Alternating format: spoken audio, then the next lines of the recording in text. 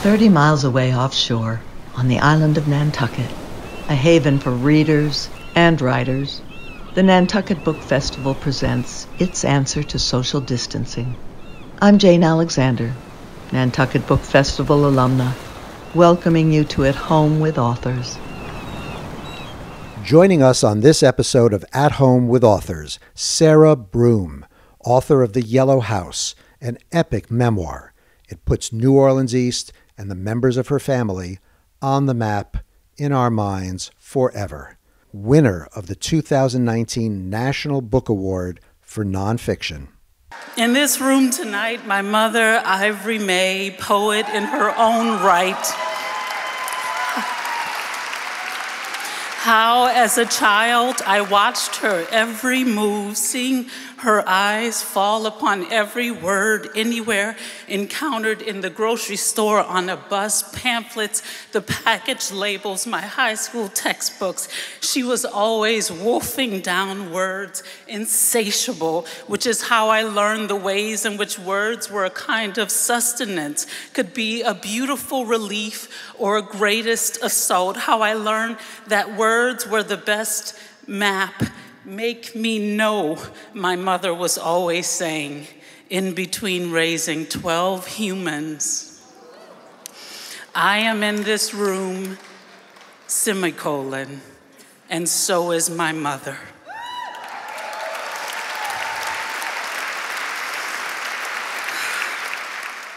First of all, thank you for joining us on the Nantucket Book Festival's At Home with Authors series. This is amazing. Thank you for having me.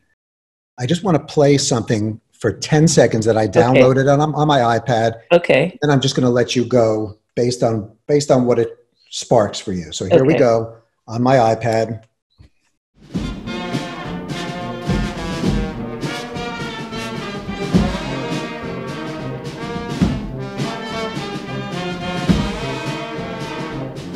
I'll stop. Can you guess?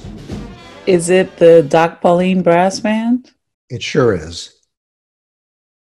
So let's jump into The Yellow House. Yeah. You could start anywhere in your book, but that scene of your father dying in your first year of life, mm-hmm. and what had been wished for in that funeral, but what wasn't, allowed to transpire. Sure. Start from there if you could. So my father, who died when I was 6 months, the thing about him is to even now contemplate his absence, and so in lieu of him, all I had was this story of him. And a big part of that story was that he was a musician, a New Orleans musician. And, he had 1,000 jobs, but one of the things he loved to do on the side was he played the sliding trombone and the banjo, and sometimes the trumpet.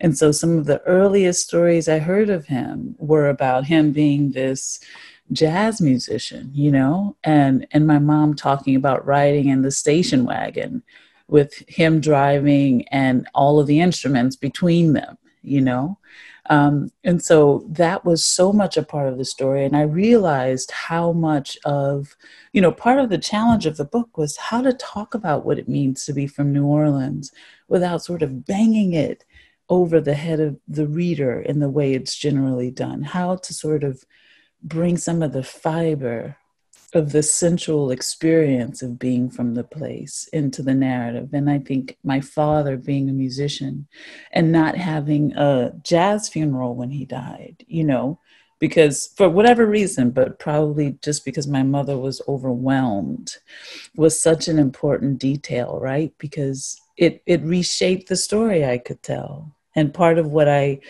mean to do in the book is talk about the fallacy of stories, the strength of them, the power of them, but also the ways in which they can suffocate you. And, even I was hesitant to even play that little excerpt because mm-hmm. of your warning to us not to mythologize the place or any place. Yeah. But I think playing it is good. I think that, one of the ways that we should be thinking about narratives and stories, and I know that for where our country is now, this is even more important, right? Is that we don't need to deny some aspect of a place or a person in order to tell a better or more interesting or story. I think the goal is to find the valid story, to expand the story, to look underneath the thing we generally tell. And so I love the music. I love the sounds. That's so much a part of who I am, and that has indeed made me, but it's not the entire story. And as you search for that story, two words kept on popping into my head that you use to describe your own approach: hyper-aware and obsessive. Tell me how that plays into, because I'm a journalist. Yes. It's like, if I could hire you as my reporter, I would do it in 2 minutes. I would have to give you a lot of time. Yeah. But Sure. the time is worth it. And the economics of the news industry prevent people often from digging into this piece of reporting. And it's a piece of reporting, but gorgeously told. That can only take time. But tell me about your hyper-awareness and your obsessiveness. So, it's interesting because I think for me, what it means to be American, what it means to be Black American and woman. Okay, 1 second. Yes. My vacuum is going off. I'm so sorry. That's why we are at home with authors. We're at home. And by the way, did that vacuum just go off by itself? It's trained. It's the little robo thing. And at a certain time, it comes. The problem is it's got mechanical dysfunction. So sometimes it goes off at 3 a.m. or you never know when it's going to go off. So everything's going to be a cue that's going to take us over an hour. So this is the thing. You talk about how you are really into making a beautiful home. Yes. Clearly that vacuum, that automatic computerized vacuum, is a sign. That it is a sign. And it's also about allergies, because I'm very sort of sensitive. So this thing goes around and collects all the dust. So my life is just vastly improved as a result, All right. So you know what? I don't know what I was going to ask you, but let's take it from the allergies and from this vacuum into your house, which, by the way, I get a little obsessed. So I went on to my map quest last night. Yeah. And I searched 4121 Wilson Avenue just to hear the computer lady start to recite the directions and all the places that I would never look at and think about, except I would now because of you. So tell me about, just take those two, that juxtaposition of this vacuum in your beautiful home and where you grew up as the youngest of 12. Where does it all meet? Well, that's such a good question. And maybe I could, by talking about the house, I can also talk a little bit about your question before the vacuum, which had to do with detail and how I have this sort of obsessive way about me. So, growing up in New Orleans, I think of it as a very sensual experience where you're very alive to the feeling of something, what the humidity is like, what the weather feels like. You have these sort of omens and sort of foreshadowings about the world. And I think that's part of what makes it a special place, part of why people are drawn to it. But growing up in New Orleans East, in this yellow house, which my mother bought in 1961 when she was 19 years old, the house was situated in a strange sort of cutoff place. It was on what I call the short end of a really long street. So in order to get to all the places where our lives were, we had to cross this busy highway. And I grew up quite sort of attuned to these sort of granular details, like the texture of the ground, how soft the ground was. I experienced that as a kid just based on sort of playing and balls getting stuck in mud and lost and thinking and looking out the window when it was raining and noticing how long it rained, noticing how the water pooled after it rained. When I was a kid, I knew nothing about subsidence and, toxic soil and that the ground had been dredged to build the house. I didn't understand any of this, but those were the ways in which, even as a young kid, I started to think about my world, my environment, and kind of make these stories of the place. And so and this house was my mother's pride and joy. It had huge meaning. My father expanded the house over the years. He built a kind of second story to the house. So it started off as a shotgun house and became what we call in New Orleans a camelback shotgun, because it has a kind of hump in the back of it, which is the second story. And, the problem with the house was that it was a substantial house, right? Because there were me and my siblings who passed through, and houses, as I have now learned, they're sort of in a constant state of entropy. And whenever you have an extra cent, right? If you have an extra cent, it goes to the house. The house, it was all consuming for my mother. And it just became a place that ultimately created for us a lot of shame, because we felt in its kind of degradation, right? In its natural entropy. When we weren't able to fix it up, we came to feel that the house stood in for us, that the house was us in a way. And, the fact that that happened became for me, the writerly me, a perfect metaphor for, the world we live in, the country we live in, for a kind of global way of thinking about place. And so the hyper awareness and the obsessiveness, Mm-hmm. the hyper awareness and the obsessiveness about the house didn't actually kick in, though, for you in a big way until you went back to New Orleans after you had left, after you had gone to college, and I should add graduate school in journalism, and then really decided to dig. And when you started to dig, I mean, there was like no stopping. Well, it's interesting because, I was called tape recorder when I was a little kid, because I was always the most curious human in the room. I always found everyone else 1,000 times more interesting than myself.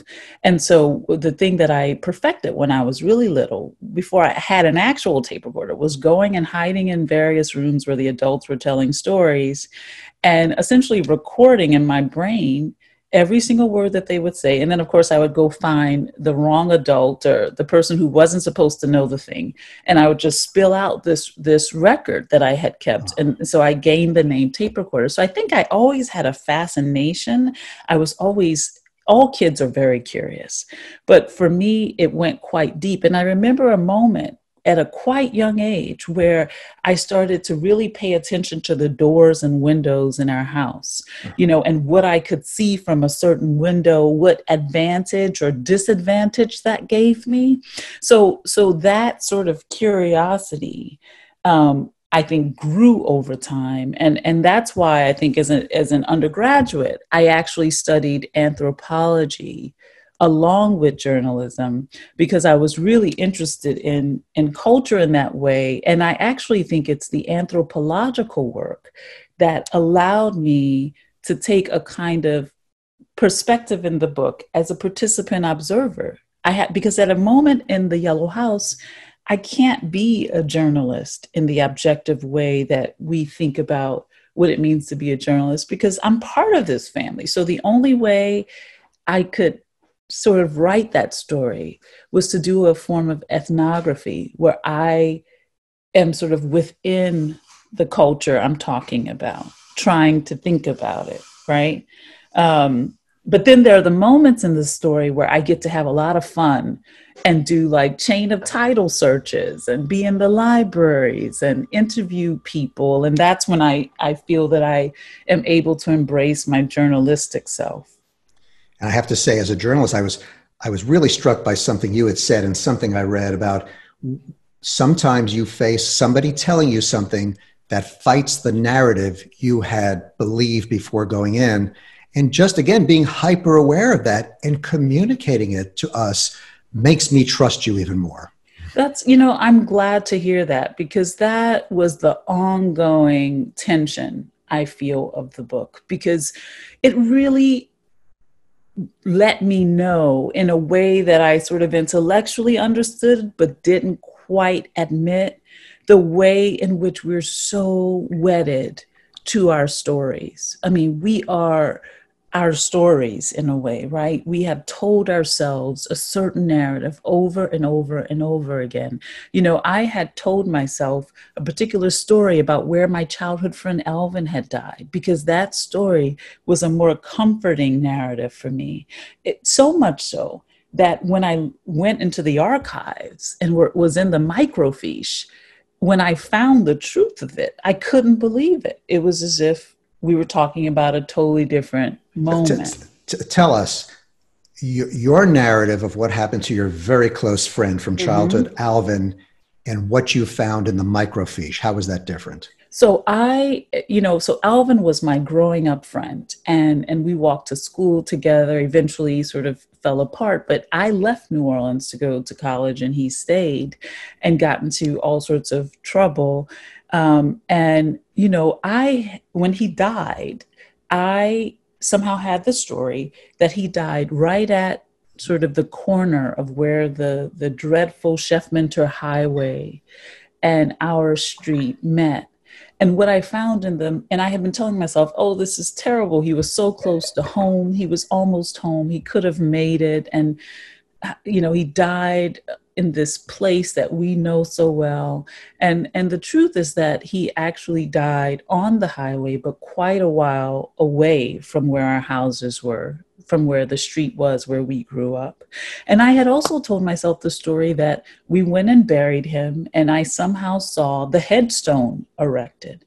And what I found, calling the graveyard, which had been deserted since Katrina, and going into the files, was that he didn't have a headstone. People couldn't afford a headstone for him.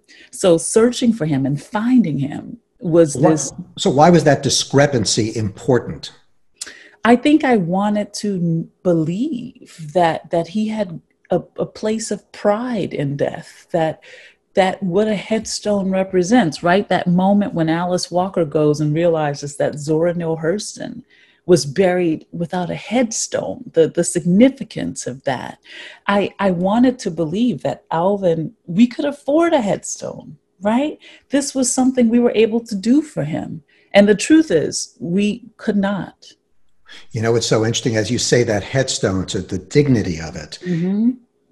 I don't know what the flip side of a headstone is, but it seems like your mission is to take this corner of your street, this neighborhood, and not put a headstone on it, bring it to life, which you have. Sure. Yeah, and to sort of inject a sense of vibrancy, right? To dispel the notion that people are their series of traumas, to sort of get to the other side of that, to say, okay, what's so vacuous about the idea that we're our trauma, right? What's on the other side of that? And how do we do a kind of approach which gives us distance, but then like what's lost with distance, and why is closeness necessary? Why do we have to get close? All right, so now let's get in close, because there was a passage that you wrote about on this Chef Mentor Highway, and it's very close to your house. And I want to pull up the quote because it really resonated with me, and I want to bring a story about my daughter into this. My daughter, who's in college now, and they, when they were very young, well, first I want to read the quote. You said this was in your chapter called Four Eyes. Were nearly blind until the age of 10. And then they discovered what the problem was. You got glasses. It was all fixed. You write, by the end of my 10th year, my first year of 20/20 eyesight, walking home, I try not to see what is right in front of my face. Sometimes when I want the world to go blurry again, I remove my glasses when passing by these scenes. In this way, I learn to see and go blind at will. First of all, it's a survival skill, I guess. I just want to give you a story, and then I want you to to give me an answer to this question that my daughter had when she was in fourth grade, 9 years old, very sensitive to what they would see in front of them just on our drive to school in Atlanta. There's this one stretch of road that has some nasty looking things alongside, certain strip clubs with no windows. And so for a child to see, well, why are the windows blacked out? Right. Very upsetting. One day in their art class, the teacher spread newspaper over the art table to protect it from paint.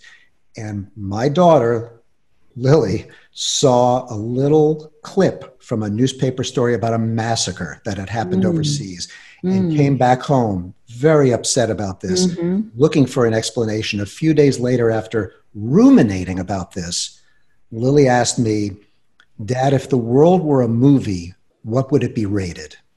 Oh.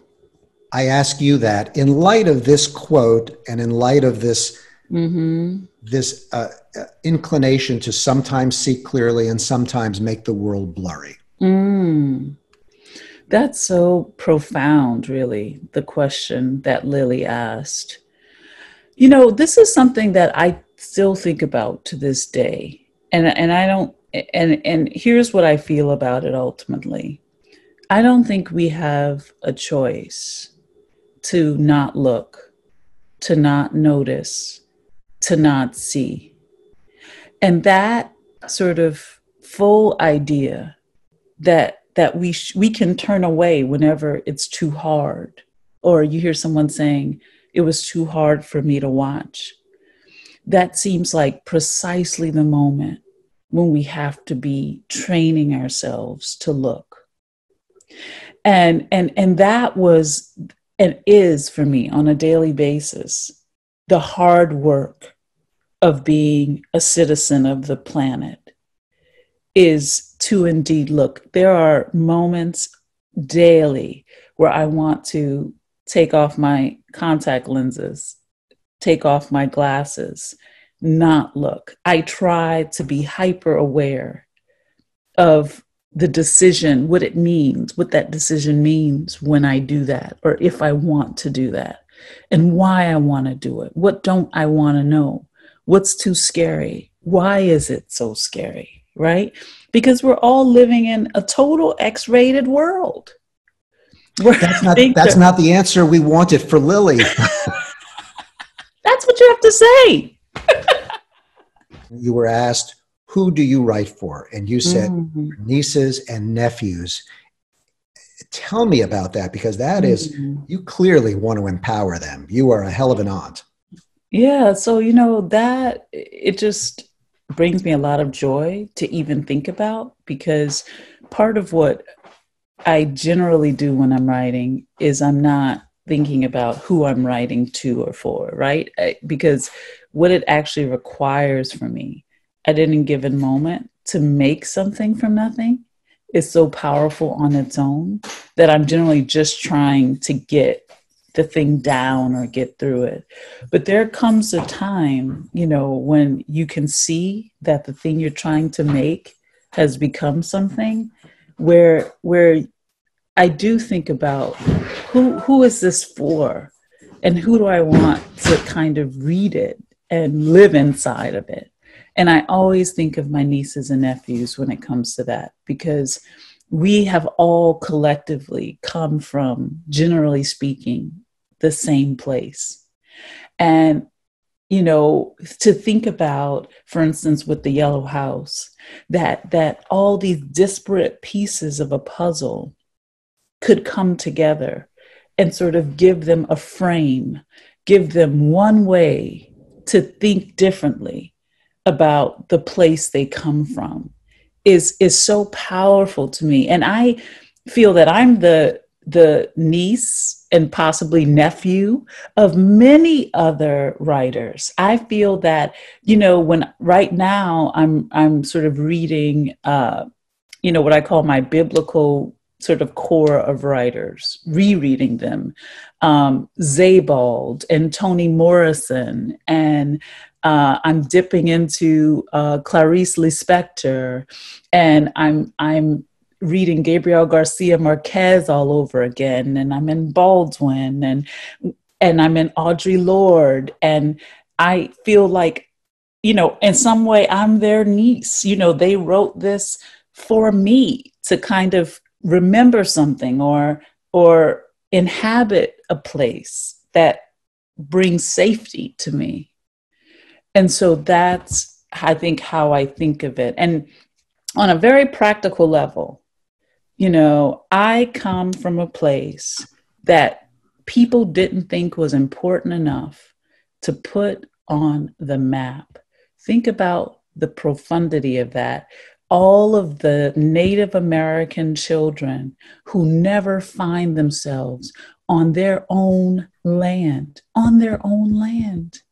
Okay. So that this idea that, my nieces and nephews who maybe never finished an entire book could be streaming the National Book Awards and saying, oh my God, there's my auntie, and this is all because of a book that's about our history and our place and our family. It is so moving to me. And it's the reason why I want to make a body of work.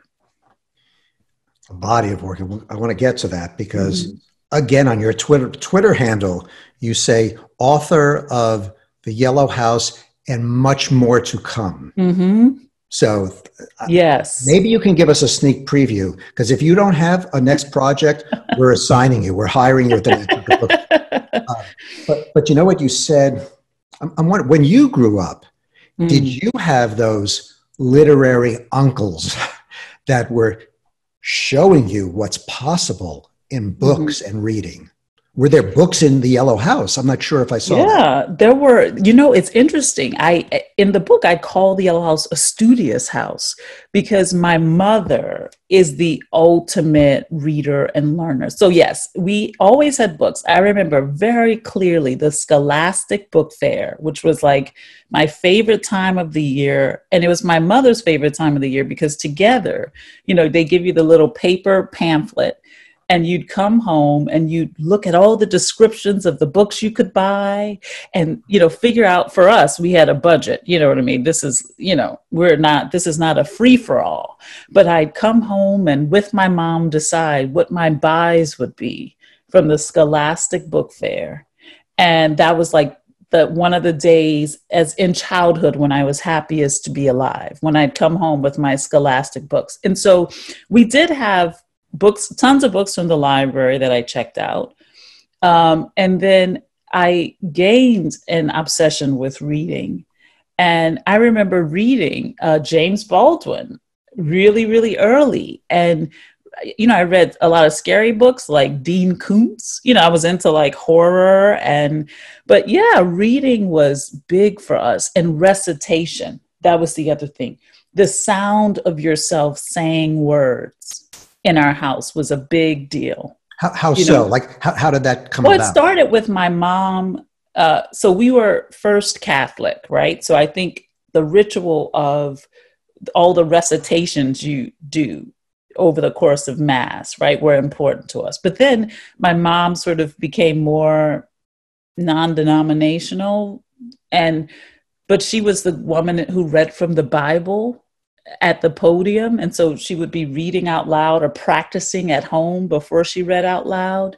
And then when I became a completely out of control child and was big into cutting school for most of the year, part of my punishment was to read aloud from the book of Proverbs, which is all about wisdom in the Bible.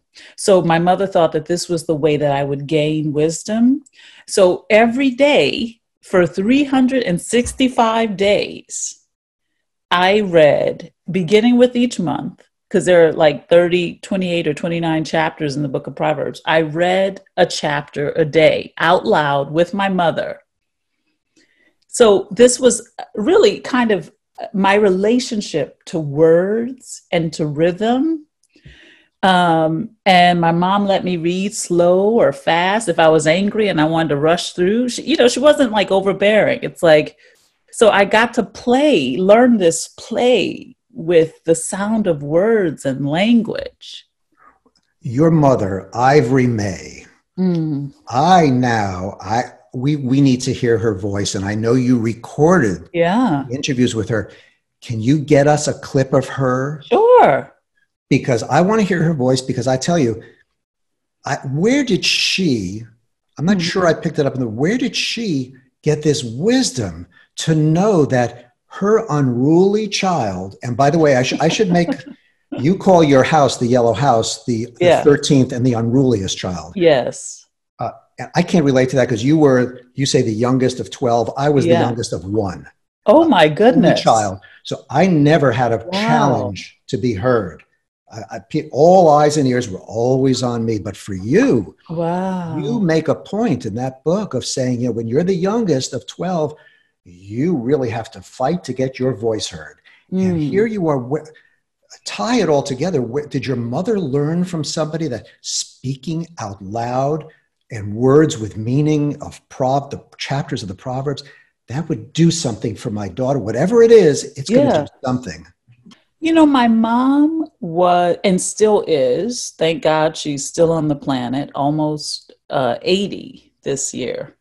My mom was raised by women who were very spiritual people. One of the key tenets that I can remember my grandma kind of drilling into our heads was, you have what you say. The words that come out of your mouth are powerful, profound. And this is, you know, for me, this is not as boiled down as the idea of that book, The Secret, I think it's called, where you verbalize something and then you have it. I think that book is called The Secret. It's deeper than that. It's a kind of world-making philosophy that you will literally have what you say. So you never say, this headache is killing me. You never say that. Even saying it now feels weird to me. Because if you manifest, if those words can come out of your mouth, you can in fact have enough power to manifest them. And this was like, you know, my grandmother was a quiet woman, but a very wise and composed person, right? And I think she taught my mother a kind of all the ways in which a person can gather the self up. And what are the ways in which you kind of edify yourself? And I think one of those ways that my mother was taught was by learning a lot, learning as much as you can. And one of the ways that you do that is by reading as much as you can. And my mother harbored and still harbors a thirst for education. She wanted a life that she didn't have, really, which was to be in college studying poetry. And, you know, my mother wanted major education. I got to stop you right there. One of the things that was striking to me, I'm going to go on my iPad now because that's where I read your book. And of course, I got way too much yellow highlighting. Right. for one of them. But I was highlighting quotes that you took from your mother. And I said, she is a poet. The fact that she put out these sentences to you without thinking about, without writing them. And I just want to, hold on. I want to find a couple of, after your father died, you quote her as saying, as she was in bed a lot. Oh, no, I'm sorry. After she gave birth, had that first cesarean section, her only one. Right. And she was bedridden for a little while. And she told you, do you remember the line? Oh, is it that the bed takes your strength? Yes. The bed takes all your strength. And from then on, she'd avoid it except for sleep. Yeah. That is, first of all, she encapsulated so much wisdom there, because we all know that tendency. Yes. We let ourselves stop moving. Yeah. What happens? Yeah. But the imagery of the bed takes your strength. Yeah. I know. She's really how I'm a writer. I really You know, it was such a big moment to be at the National Book Awards with my mother sitting right next to me, because it just happened that night. Being in that room, I could just sense viscerally the distance between where we came from and where we were. And just like my mother has a quiet pride, you know, she's not a kind of bombastic person. And so just the feeling that, you know, she had made me into a kind of person who could also use words, you know, maybe not as a relief, but as a kind of expression of an interior self that's otherwise hard to reach, you know? You know, that confidence you had with words, I'm imagining you not having the same issues in college classrooms Mm-hmm. that very often young women have had, because it's, you know, they've done studies on this, right? The guys will get in there and talk first. I'll bet Mm. you held your own and more. That's true. Yeah, I never thought about that connection. But yeah, I held my own, and I think what my mother taught me too was to be a sponge. And I think I'm very sponge-like. You know, I really want to know more than I know. And I'm very clear that I don't know very much. This, And this balance between being a sponge and yeah, expressing what you know is exquisite. sure. Well, it's interesting, right? Because to me, that's the sort of moment when I felt like a writer, because I realized on the page, you have to have confidence. That's what point of view is. Point of view is all confidence. It's really knowing where you're coming from and having so much strength. And in the process of writing, I can always tell when I've lost my confidence, you know, and those are the moments when I stop for the day. So, I mean, this is great. I want to come back, because how are we going to transmit? Now I'm on the Nantucket Book Foundation mission. Mm-hmm. How are we going to take what you have learned and Mm-hmm. and revealed from the Yellow House, and Mm-hmm. how are we going to make a lot of kids who we serve at the Mm-hmm. foundation feel like they're part of that Yellow House too? Yeah. How can we transpose that for you? We can have them read your book, but Mm-hmm. hearing your hyper aware observations of the book are also critical. It reminds me of, you said you need to pause when you lose that confidence. Mm-hmm. And I often tell my kids and myself, when I'm having writer's cramp, Mm-hmm. it's usually because I don't have the facts that are going to lead me to that next insight. So it's time to go back, not just to pause, but to pause. It's the head of the Alvin Ailey Dance Company. I interviewed him once, and we talked about pauses in dance. And I said, you Mm. know, do your dancers pause? Because it doesn't seem. He says, yes, we pause. They're active pauses. Oh, I love that. Isn't that Yes. great? He said, it's that moment before the leap. You don't notice it in the audience, but it is active. And so for me, that pause in writing is pause to do the work that people won't see, but that are going to That's it. inform. That is, I would say 99% of my writing are about those pauses. 99%.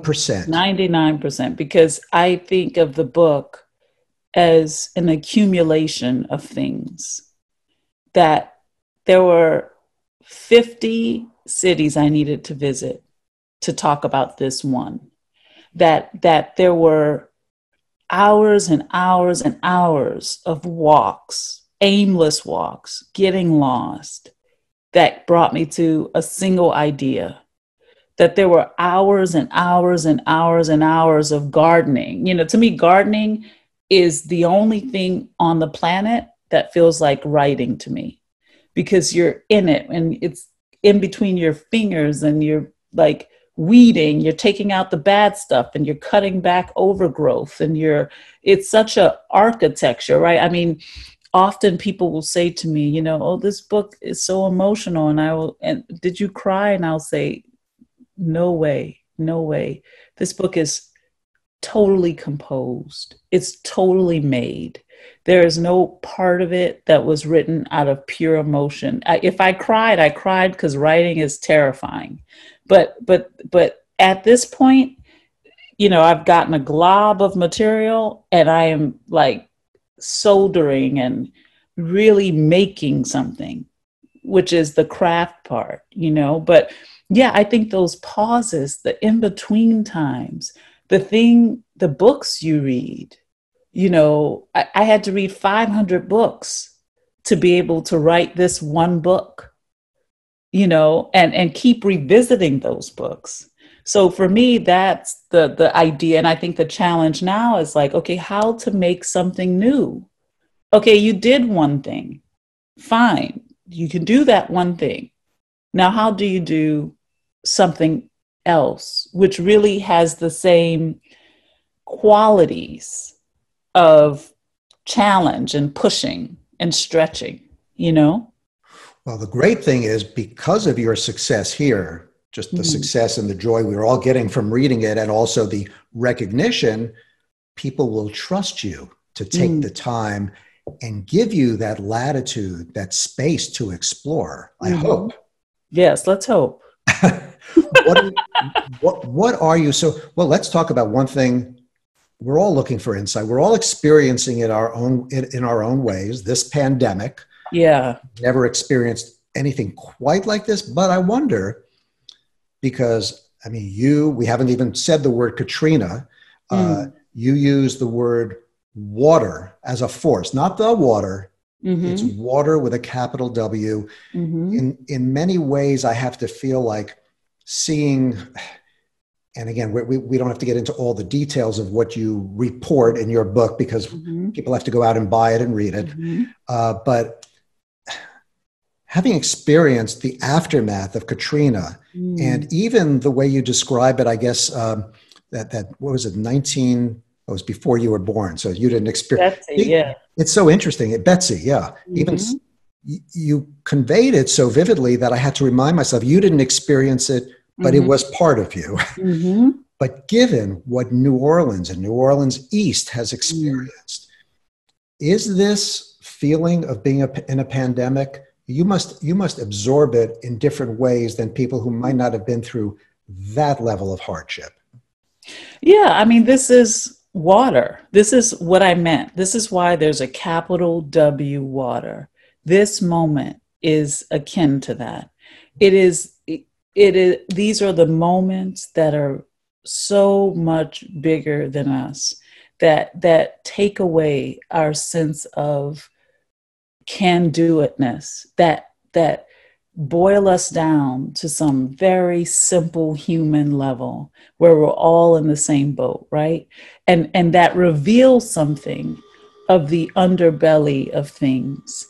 And so at the very beginning of the pandemic, there were things that were eerily similar, right? There's the distance you suddenly have between the people you love and yourself. You know, all I wanted to do was go and get my mother who was in New Orleans, but I couldn't. I didn't, you know, being in New York, I didn't know what I would bring her. I didn't want to put her in any danger. And so that separation,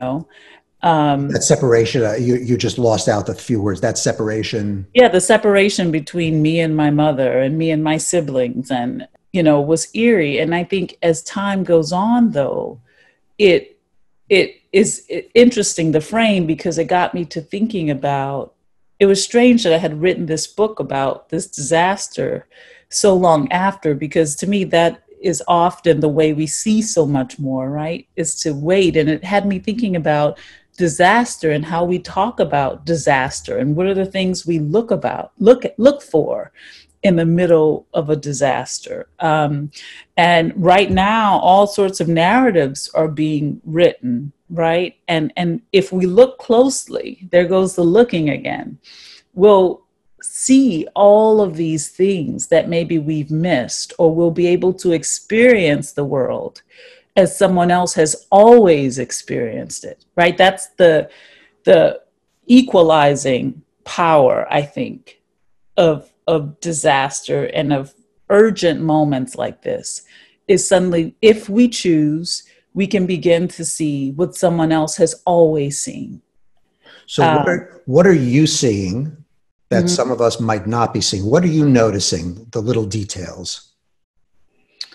Well, I think a lot of the things we're all a lot more aware of, which is the disparity, right? That what it means when there is systemic inequity, when there is imbalance, when you come from a place where the toxins are literally baked into the soil, that your outcome, you're at a deficit, that you're going to suffer a lot more, that the people who make this country go are suffering the most, who power the engine, who make sure the basic things that we all need to live get done. Those people are going to suffer more. That if you're capable, as you and I are, of working from home, whatever that means, that you have enormous privilege. And with that privilege comes some responsibility to get clear about all the people who don't have it and what that means for each of us, how we're all implicated, right, in this giant American story. And I think it's teaching us so much about power and who has it and how it's wielded. But again, all of those things, we have to be willing to look, you know.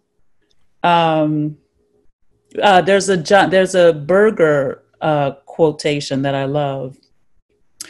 We only see John Berger, we only see what we look at. To look is an act of choice.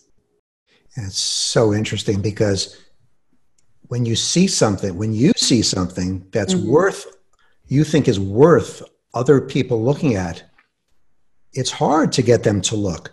You've succeeded. Why do you think you succeeded in the Yellow House to get people to look at a place, New Orleans East, that nobody has really ever looked at before? Well, I think honestly, it's about the granular detail. It's about telling a kind of story that's about real people, that isn't sort of overshadowed by tropes, the trope of a place, the idea of a place, but that really says, look, come and I'm going to show you a way. I'm not your tour guide. I'm not going to accompany you perhaps, but I'll show you the way. And if you follow, you can gain a level of access. Because I mean, that for me was built into the structure of the book, which is, how do you sort of get a reader to the geography of a place and then say, okay, now you're going to have to do a little bit of work. You know, you're going to have to walk over a few thresholds, right? To fully enter. I can't do that work for you. If you find me giving the history of my grandmother laborious, you have to ask yourself why. Why is reading about this person who is integral to this story laborious for you, right? And so trying to create something that has within it a kind of the structure that a house would have, that you have to pass through it. You know, you don't just burst into somebody's bedroom and say, I'm here, right? You show up at the front door and over time you gain access. So I think it's a human story that, and all of us, who of us has not belonged to a place? Who of us has not loved a house or been connected to a house? All of us have that. That is, everybody has some version of a yellow house, whether they admit it or not. And there are things that no matter what your yellow house looks like or feels like, I can tell you, there's so many things that you can connect to through, and I think you nailed it. It's with the tiny details. Yeah. Just going back to that, the bed, the bed takes all your strength. Right. Came out of that house. And a million other insights. Let me, I'm going to look at my other computer screen because, we have such a really devoted community of readers. Okay. These are deep readers. I'm so sorry I couldn't be there. I can't be there in person. Well, nobody can, but you know what? You are invited for 2021. So make sure, please, to save the date. It's always mid-June. Okay. We will love to see you there. And by the way, I'm talking to you from Atlanta because I'm not there yet. But okay. However, give me 1 second because I want to read. So what we do is when we choose the authors and they have their books, we ask around who's read this, loved it, and you can be the author advocate. So I want to introduce you to a person who's camera shy, so she's not coming on now. Okay. But this is the wonderful thing about books is like you start talking about books and you meet new people. So Liz Schaefer works for the Nantucket Historical Association. She's one of these people who is incredibly curious and digs deep into her readings. And she wrote a piece about your book. This is her quote. And the yellow house made me think about the profound connections we make to where we are born and raised, to those who are with us along the journey, and of course, to the buildings that house our spirit and frame who we become. I love that. Isn't that beautiful? That's really gorgeous. Yeah. I love that. The houses that frame who we become, because that, so partly for me too, is this obsession with architecture. I love architecture and form, and I'm a classicist in a way, I like formality. And so I love that the houses that, there's this photographer, Roberto Polidoro. He says houses are exoskeletons of the self. It just makes me breathless because that's really it, right? It's like the framing, the composition of our own selves. And to me, that's what making a room is actually about. It's a visual representation of the self. How do those shelves behind you represent yourself? Interesting. So because they're a collection of things, right? Each object on this shelf has a story. And I also think so much about like the way in which you want to touch something or like what texture brings into a room. If you have different colors and different textures and different shapes, you gravitate to those things and you make a story, and on this shelf are things I wrote, a quotation, books that I love. This is a Toni Morrison quotation. Freedom ideally is being able to choose your responsibilities, which I love. So it's just like reminders of things, Give me, I want to tell me more about, it's interesting. There's that great classic Vietnam War book, The Things They Carried. I love that book, Tim O'Brien. Yes. And, it's like, these are the things you carry into your home. These are there's like an old bottle that came from the New Orleans ground that I salvaged. And it's all chipped and, dirty. And why do you keep that there? Because why did you salvage it? Even like an object that represents another time, another moment that I can maybe imagine or dream about. And, and there's like fabrics on this shelf. So part of it is also practicality, but also how to find beauty, which is another lesson from my grandmother and my mother. It's like to surround yourself with beauty. So even if something serves a practical purpose, these are the tablecloths, right? You find a way to make them a part of the environment. And so there's color, and this is a vase from some Italian trip I took, right? And so it's just like all these different pieces from different places, and they allow me to kind of explore, and dream a bit.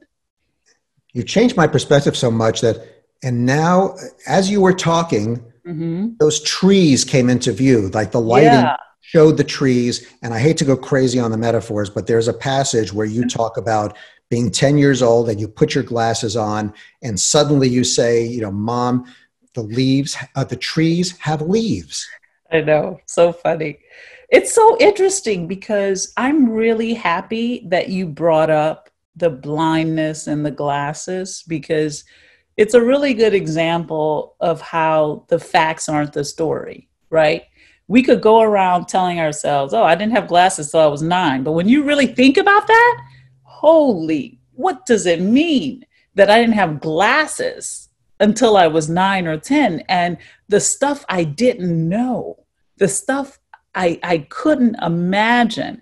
And so the simplest thing that a tree has a leaf on it, that a tree is a collection of branches and leaves and different kinds of ones was just world changing for me.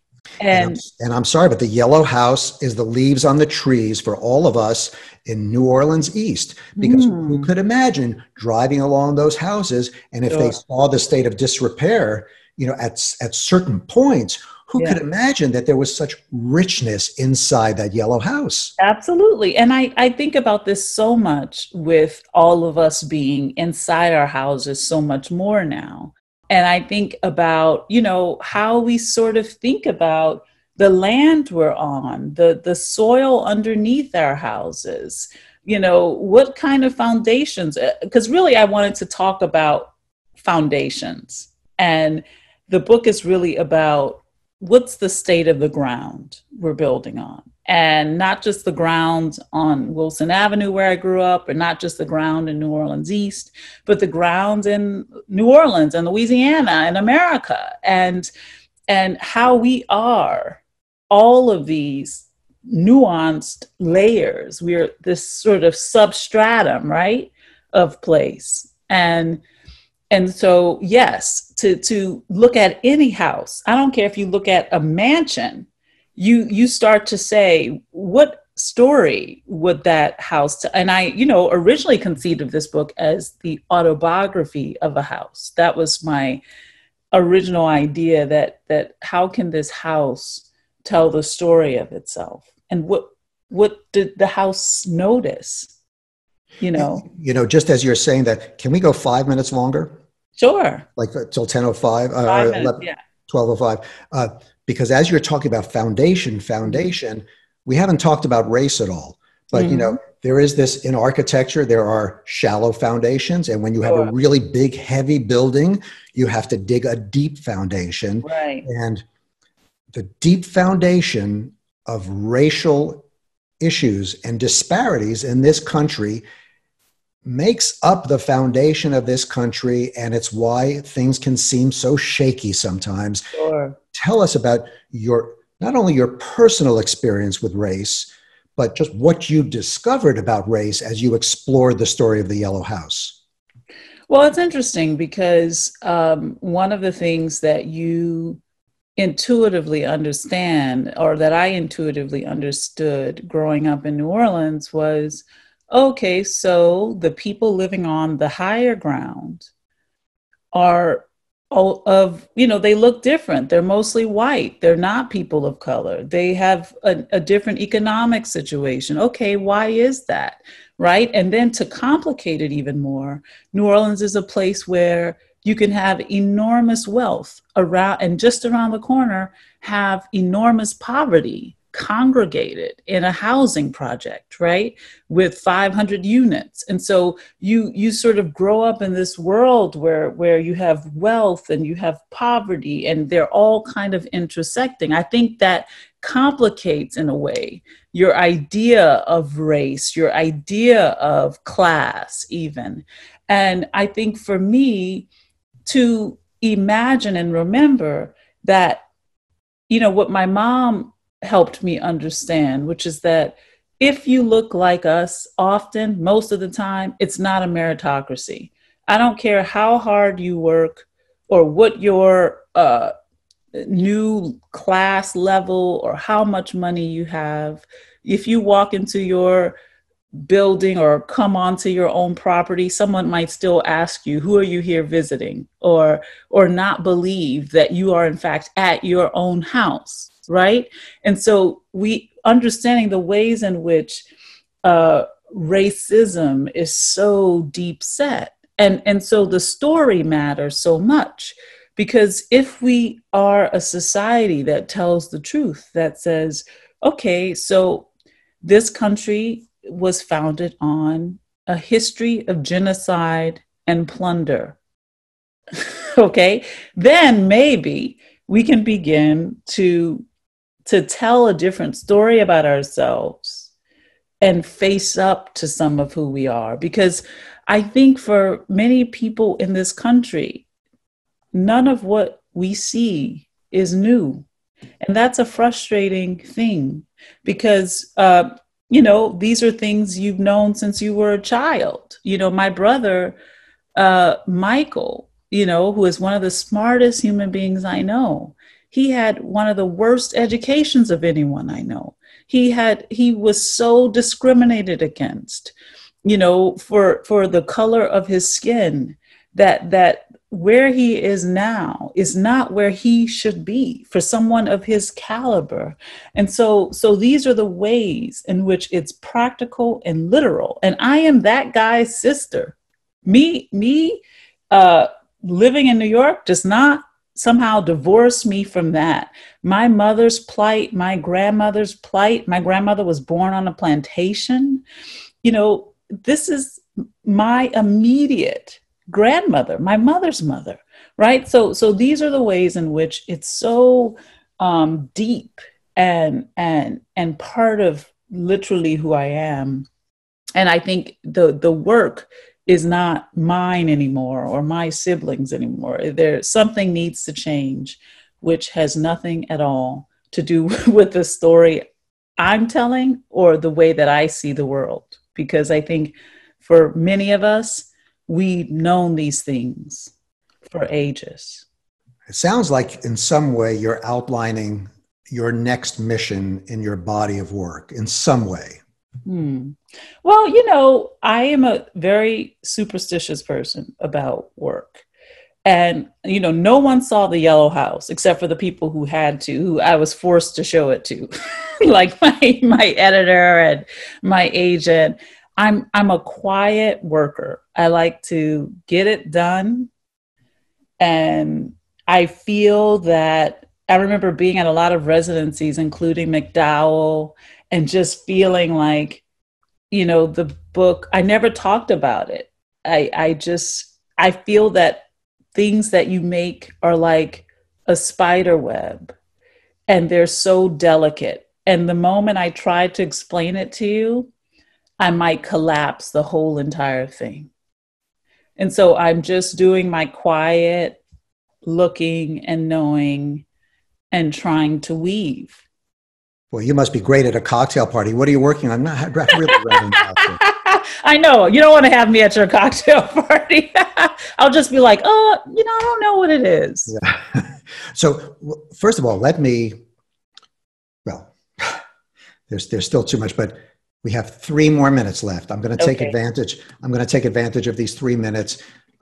First, I'm just going to sign off. I'm going to say, Sarah Broom, author of The Yellow House, National Book Award winner, thank you so much for sharing your presence. Oh, see, even as I say the word presence, I have to ask another question. You said that you feel absence more than you feel presence.